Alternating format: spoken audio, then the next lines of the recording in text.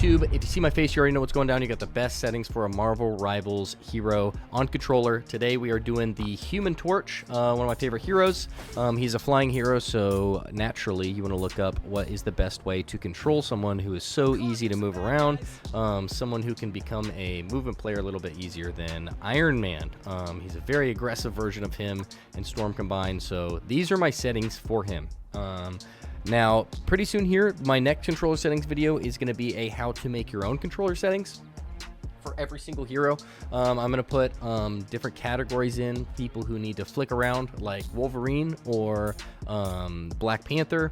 And then I'm going to go into flying characters, their settings, and then healers and stuff. So that way, if I don't have a settings video for your specific hero, there will be a spot in that video where I explain how to make settings for that type of hero there. So you can apply that to there.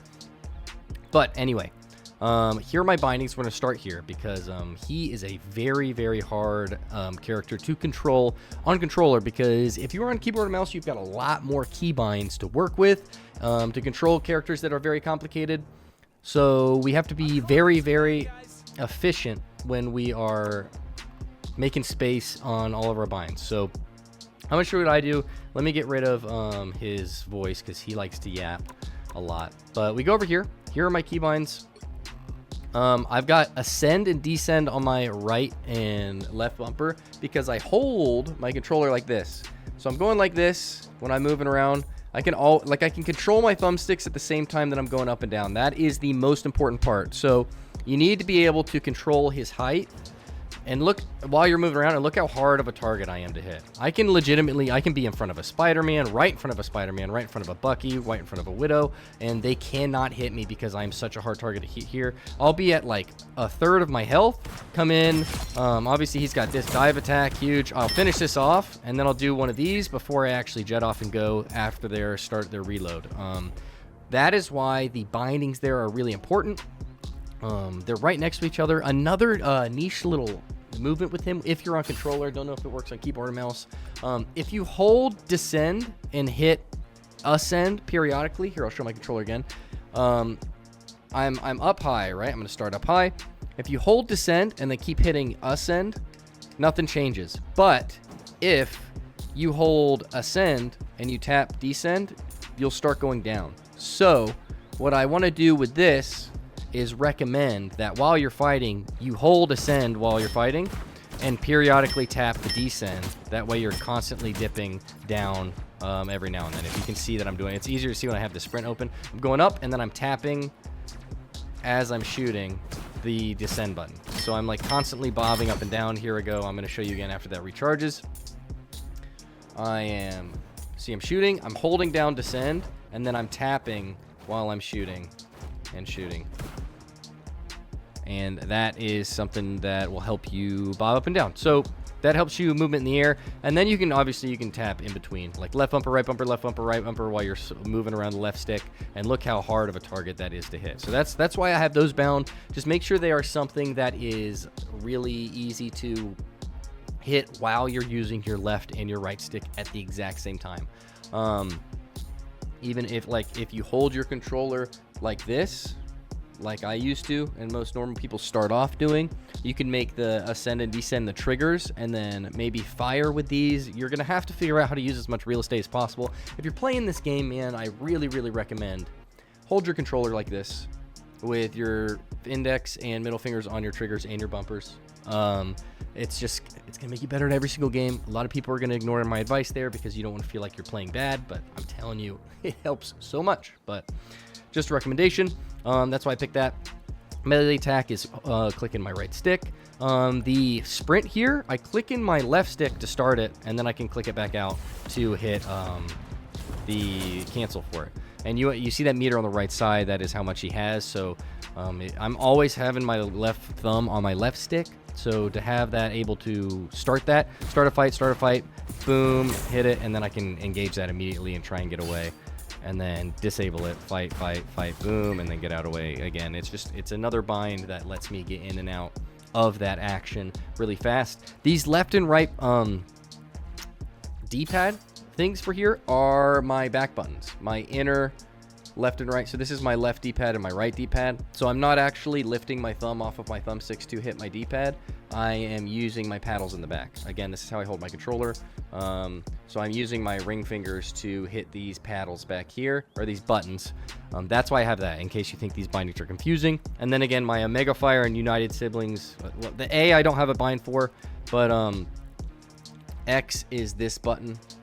And I'm actually, wow, I'm not using Y. So my United Siblings ability is going to be here. That's when you are using, you're with the Invis lady, and you have a shield on your back, and that's how you equip that. So the biggest thing is with these bindings, you need to be having your fingers on the button constantly. Make sure that you don't have to lift your finger off of a thumbstick to hit that button for that ability.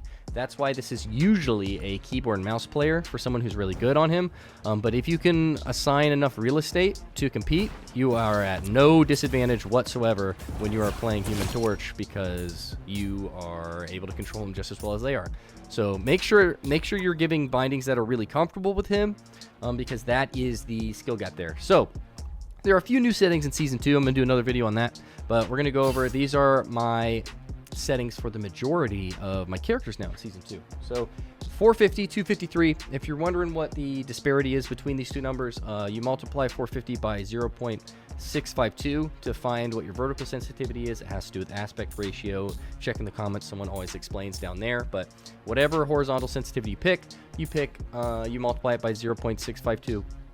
and you get this number, and that makes it just as fast looking up and down as it is looking left and right. That's really important in a flying character.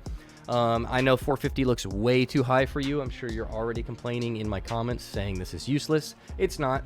It's because of the dual zone S curve. We're doing a very, very, very basic dual zone S curve here. So the farther this line is down, closer to the bottom, that is how slow the sensitivity is going to be, and the farther you push out this way, that's the farther that you're pushing this stick out to the right. So I'm pushing this about halfway to the edge of my right stick capabilities. That means I'm about halfway through this graph. And then how close am I to low sensitivity? I come down to where this bar is. Okay, so I'm really close to zero sensitivity. I'm nowhere near 450. Up here is 450, up here is 0. So okay, so if you keep your thumb in the center of your stick here, you don't have to worry about 450 until you really hit that edge over here. And what that'll do to help you is, oh crap, someone's behind me, you can flick around, boom.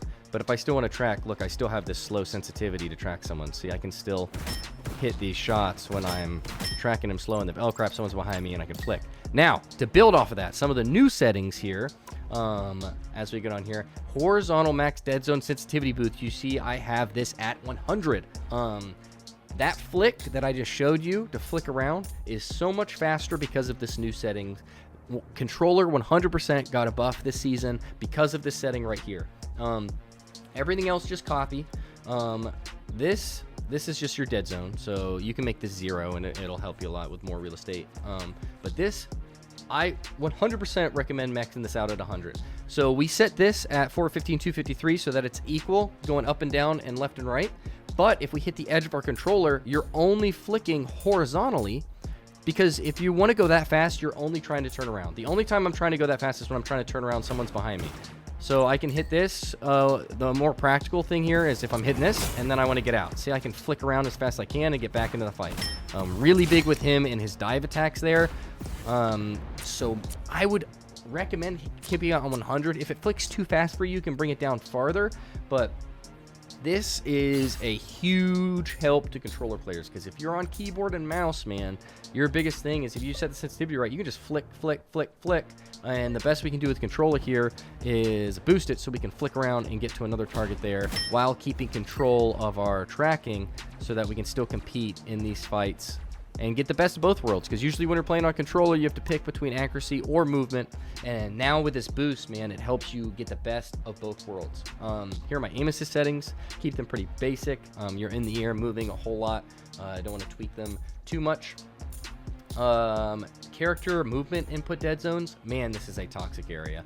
Do not lower this below 20. If you are playing a character that you've been playing all season and all of a sudden it feels like they're jumpy, they're moving left and right when you're just trying to go forward, this is too low. Increase it until that stops happening. I know my fellow Black Widow players, you're struggling with this. She's completely messed up until you fix this setting. That's how you fix that. These are also new settings to this season. Don't mess with them. They just kind of mess stuff up. So it's just for your left stick. You don't need a whole lot of help on your left stick. We're all about aim. Your left stick will just tell you where to go, and it's a pretty simple input. And by the way, if you have a thumbstick extender on your left stick, you are wrong. Never extend the left stick. If you got something to engage grip, more grip, that's fine. But an extender like this only goes on the right stick. Don't do anything to your left. You want it loose and you want it low so that you're just moving back and forth as fast as possible. Here are my reticle settings. I've got this little green dot, fantastic for the Human Torch. If you want to copy these, you can use that. And then here are these. Hopefully this helped you. If you want to go through and make some of these dual zone S-curve settings, go look back at one of my controller videos. I did not tweak the dual zone S-curve settings here as much. You see it's not an S here. It's just a mid area and up because you are doing basic 360 tracking with him. Since you're in the air so much and he's so fast, I just have it almost linear, but just with a little dip to keep that low tracking at the beginning. But the boost has allowed me to simplify this S into just a barely tweaked linear. So I'm keeping it here. This is what I'm using for him. You can copy paste if you want, but this is what I'm liking a lot because of this new boost setting. I'm also using these settings for Widow if you want updated settings for her. But again, if this helped, let me know in the comments. If you have any other questions, because I know I didn't touch on everything, I am going to put out a video of the new updated settings for Season 2 standalone. But if you're looking for Human Torch settings in Season 2, or Season 2? Or are we in Season 3 now? This season, these are it. These are what I'm using. And as you see in the clips at the beginning, they work really well. Hope this helped. Let me know who you want to see next. And I'll see you guys later. Peace.